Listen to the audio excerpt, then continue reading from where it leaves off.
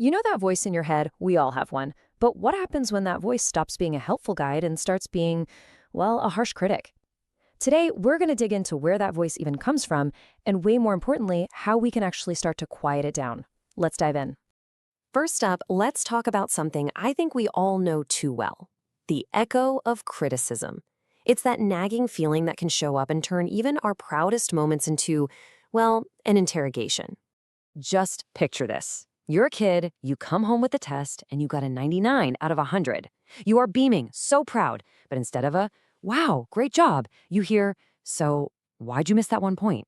And just like that, all the pride vanishes, and suddenly that one single point is all that matters. Now let's fast forward to today. That same echo from childhood? Oh, it's still there. It's the reason you might spend, I don't know, an entire hour rewriting a 2-sentence email, just agonizing over every single word, totally terrified you're going to be judged or sound stupid. The stakes feel enormous, even for tiny things. Or maybe you hit a huge milestone. You finally get that promotion, or you reach a goal you've been working towards for ages. But before you even get a chance to celebrate, that little voice whispers in your ear, you probably just got lucky. It just completely robs you of your accomplishment, writing off all your hard work as just random chance. So what on earth is this voice? What if I told you it isn't actually you? It's time to completely reframe this. This voice isn't who you are. It's more like a mask, one you learned to wear a long time ago just to survive. Okay, this is so important, so really let this sink in. That critical, authoritative voice that's constantly analyzing your every move, it is not your true identity. It's just a pattern your brain learned. It's not a reflection of your worth. The best way to think of it is as a survival mask. It's basically this old, outdated program your brain built back in childhood to help you get through an environment where making a mistake felt emotionally, well, dangerous. It was a shield. But the problem is, a lot of us are still carrying that shield around long after the battle is over. So to really get why this mask is so stubborn and so hard to take off, we got to look at what's going on under the hood, in the brain. Let's break down what we can call the brain's shame system and its built-in alarm. Now, this is a huge one. There's a massive difference between guilt and shame. Guilt is about what you did. It's, I did something wrong. That can actually be useful because you can fix what you did. But shame is about who you are. It says something is wrong with me. And that inner critic, it's a specialist in shame, attacking your very core. So here's what's happening in your brain. Your threat detector, this little thing called the amygdala, gets stuck on high alert. It's not looking for lines anymore. No, now it's constantly scanning for social threats, like someone disapproving of you or judging you. And the second it thinks you've made a mistake, it hits the panic button, flooding your whole system with stress hormones to protect you from getting hurt. Okay, so how did this whole system get programmed like this in the first place? Well, it comes down to a psychological idea called introjection.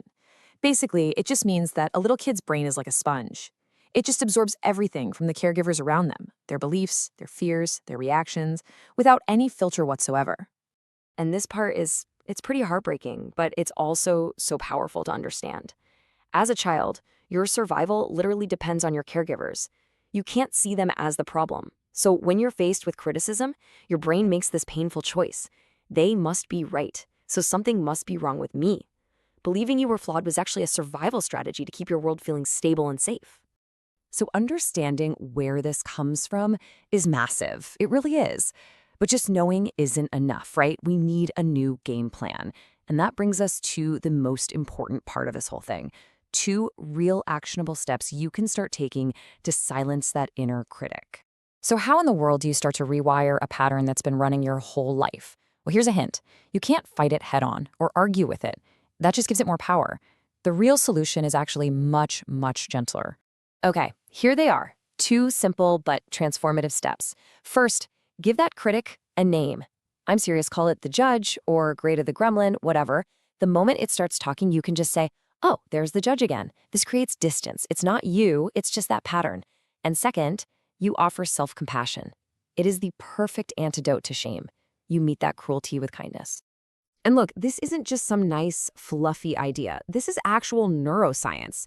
Self-criticism lights up your brain's threat system, but self-compassion, it does the exact opposite. It actually activates the parts of your brain that are linked to safety, care, and resilience. You are literally calming your own nervous system from the inside out.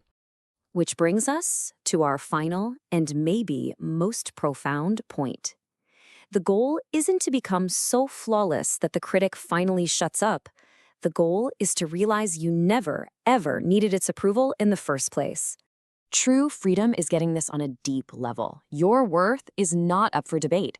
You don't have to perform for it. You don't have to achieve another thing or perfect another detail to deserve kindness, especially from yourself. You just get to exist exactly as you are, and that is enough. By separating from that critical voice and choosing to offer yourself compassion instead, you create a whole new internal world. You become your own safe harbor. You are finally safe, right inside your own mind. So we'll leave you with this to think about. That inner critic is a master of disguise. It can sound like ambition, it can sound like responsibility, it can even pretend to be self-improvement. So my question for you is, how has it been disguising itself in your life? Thanks so much for joining.